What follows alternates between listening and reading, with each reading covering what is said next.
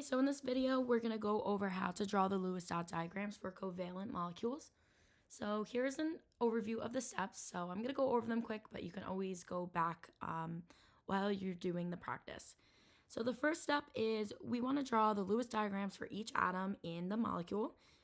So if there are more than two atoms, so in something like NH3, CO2, H2O, the atom with the most unpaired electrons is the central atom, okay? And we'll go over what that means in a bit.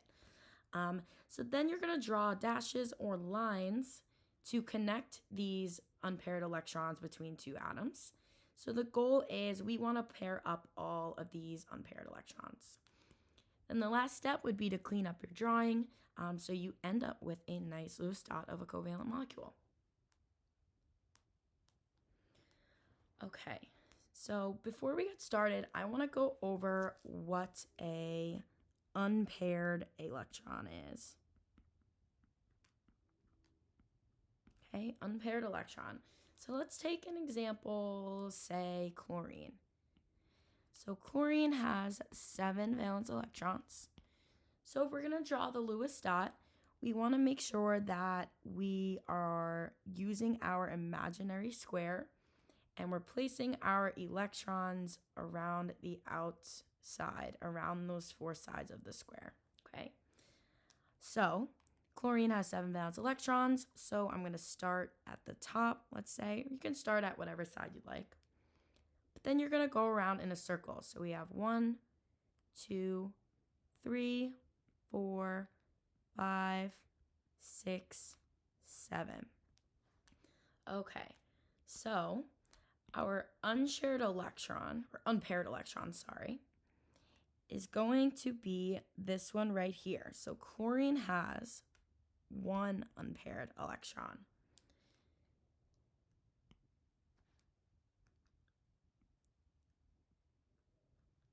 So on the other 3 sides of chlorine, you'll see that there's 2 on each side. Okay, so we say that these guys are paired up, okay? But we'll notice that on this other side, the 7th valence electron is by itself. There's nothing here, okay? So this is what an unpaired electron is. So let's look at some more examples. So we have hydrogen, which has 1 valence electron.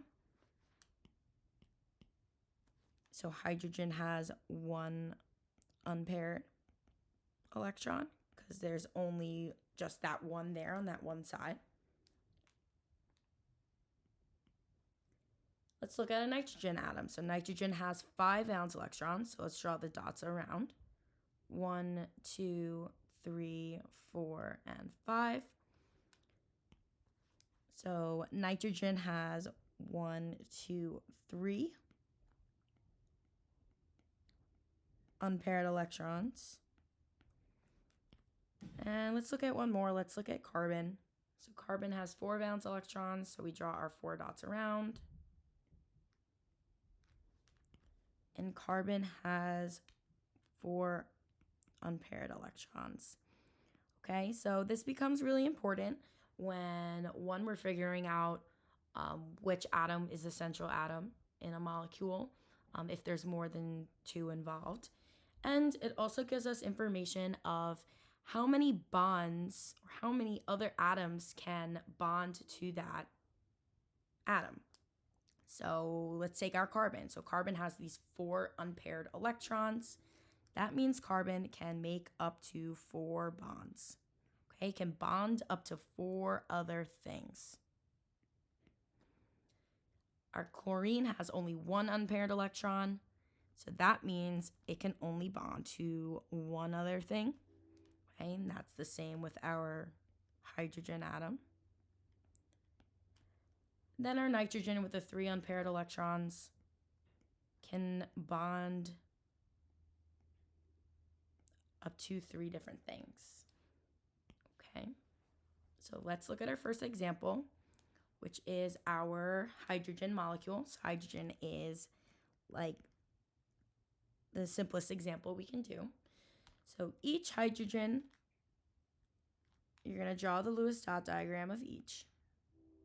Okay, so we have 2 hydrogen atoms here, each with 1 valence electron. Okay, and then what we want to do is we want to connect those unshared pairs between 2 atoms. So from one atom to another to make up a pair. So we're going to take this unshared electron on this hydrogen and we're going to connect it to this unpaired electron with this one to create that pair. So if we rewrite this now, we're going to connect hydrogen with another hydrogen using a single line like this, okay? So this single line is called a single bond.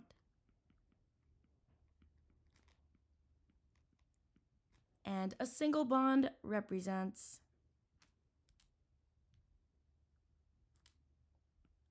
2 electrons in total that are shared between these 2 atoms. So we call this a shared pair now. So your hydrogen molecule has one shared pair, which is a total of 2 electrons. Okay, let's go over what a covalent bond is again. So covalent bond forms when electrons are shared between 2 atoms. So one electron, so each atom will share their electron in this bond to make up a pair. Okay, and a pair means 2. Okay, so covalent bonds are sharing of electron pairs between 2 atoms.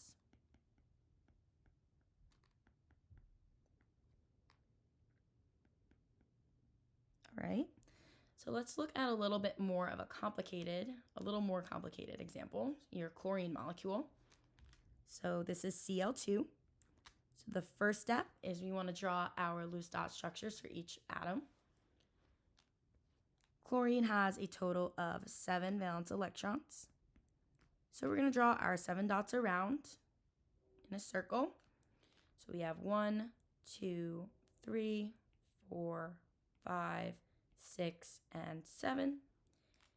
And 1, 2, 3, 4, 5, 6, and 7. Okay, so you can see that each chlorine atom has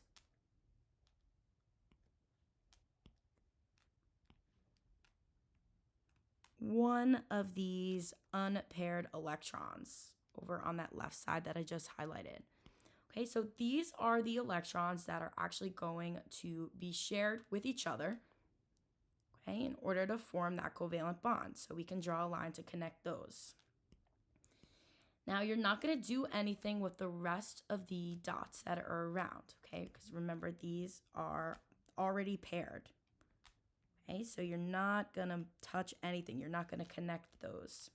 Okay, you're only looking for these unshared, or you're only connecting these unpaired electrons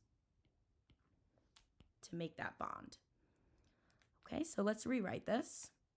So we can draw our chlorine connected to another chlorine.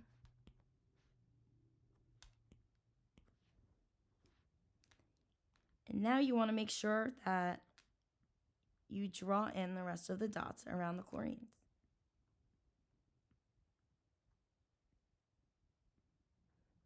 Okay, so chlorine has more valence electrons than the last example, than the hydrogens did. So we actually call these groups, these pairs of electrons that do not bond with other atoms, we call these lone pairs. Okay, lone pairs or unshared pairs. And then we call the pair that is shared between the 2 atoms the shared pair. Okay, so your chlorine molecule has one shared pair,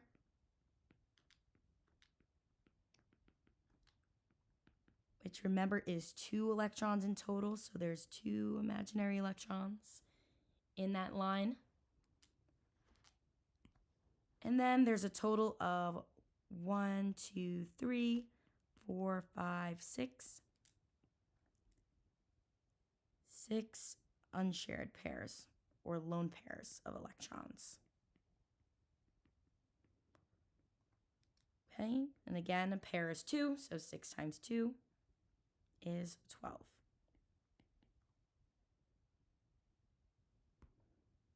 All right.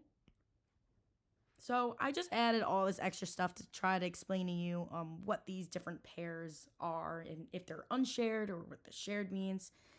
When you're just drawing the diagram, though, all you have to do is represent it like this. So you just have to use the bond lines, so this connecting line that represents the shared pair, and then add in your extra lone pairs around each of the atoms if necessary. Okay, so let's look at another example.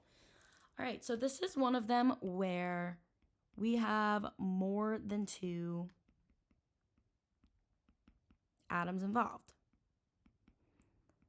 Okay, so if we look back at our steps, if there are more than 2 atoms, the atom with the most unpaired electrons is that central atom, or the atom in the center that everything else is connected to.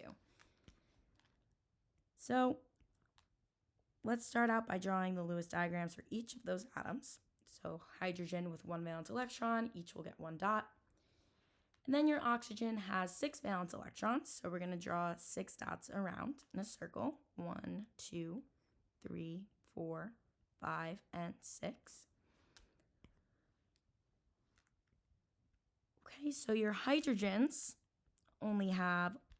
each only have one unpaired electron, meaning they can only form 1 bond.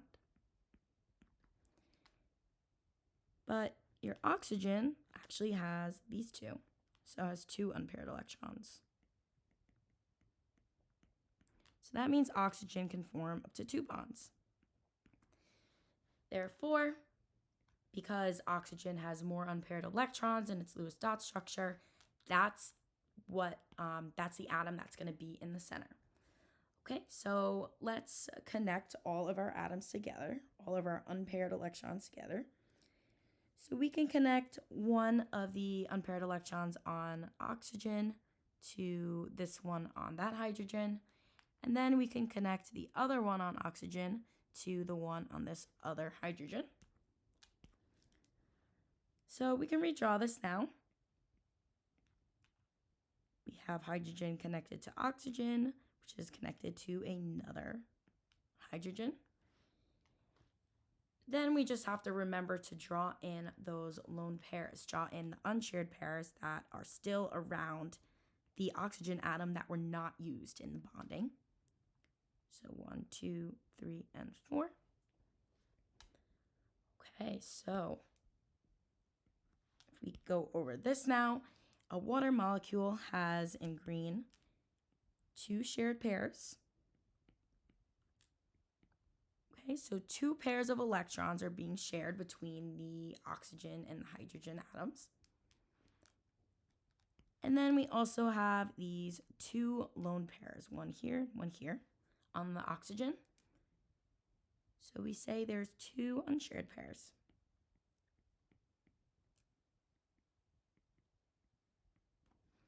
Now, water is a little bit of a special example. So even though I drew it kind of in a straight line here, water actually looks more like this. So water is a bent molecule. And it's this way due to the different valence electrons that are around. So due to repulsion of the electrons, like charges are going to repel from each other, right? So the water molecule is actually going to orient in a way where there is the least amount of repulsion possible. So that's why it ends up being in this bent structure. So there's 2 different ways that this can kind of be drawn. okay, which I'm drawing right here. We're going to talk about that more, and specifically the water molecule more, in the next section when we look at molecular polarity and shapes. But for now, just know that water is bent, and we draw it more like these ways. And water is a super, super common example. So I would just 100% know how to draw the Lewis structure for a water molecule, for sure. Okay, so let's continue on. So we looked at a few examples of single bonds, but covalent molecules can actually form what we call double bonds and triple bonds. So let's look at a carbon dioxide as an example. So same thing, we're going to draw the Lewis structure or the Lewis diagrams for each of the atoms first. So oxygen has 6 valence electrons, so I'm going to draw 6 dots around these oxygen atoms.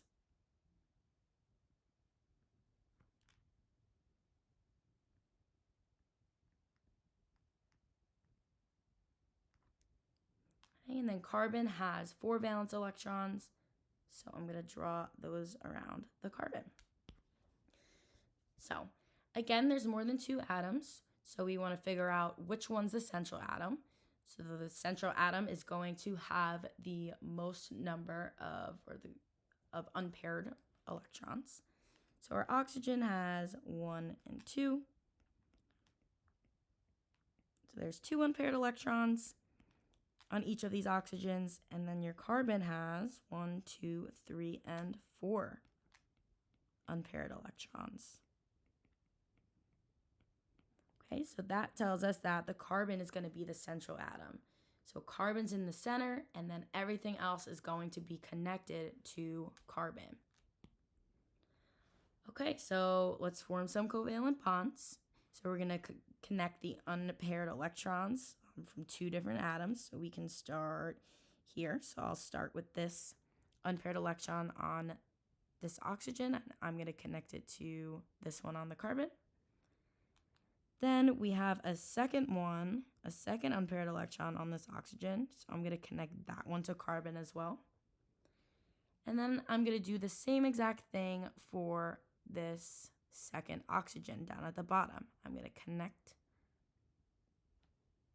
those unpaired electrons to those on carbon.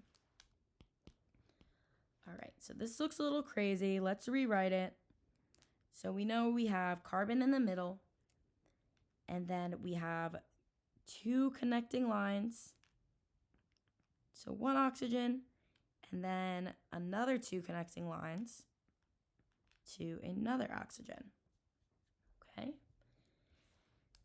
Then we cannot forget to draw in our unshared electrons that are on the oxygen, those ones that are not involved in bonding. Okay, we're not drawing any around the carbon because we can see in pink here that all of the valence electrons on carbon are unpaired. Therefore, they're going to make bonds with other things, with other atoms. Okay, but your oxygen still have these pairs here around it that are not going to be involved in bonding. So we have to make sure we draw those in the Lewis structure.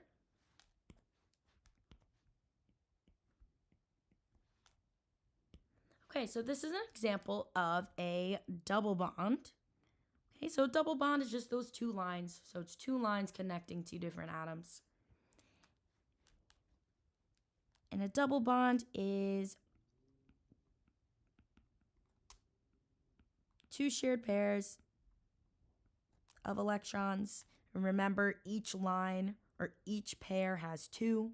So that means that's 4 electrons that are being shared between the 2 atoms in total. So for this carbon dioxide example, we have 1, 2, 3, 4, 5, 6, 7, 8 electrons being shared between the carbons and the oxygens. So that's 8 electrons from 1, 2, 3, 4 shared pairs.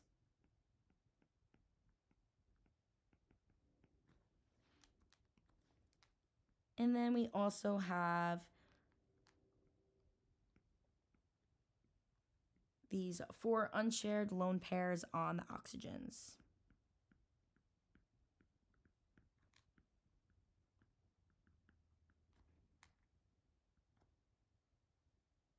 Which is 8 electrons in total as well. Okay, I just want to say there's a whole bunch of terminology, the unpaired, unshared, paired, shared, whatever. Just keep on practicing this and you'll get the hang of it.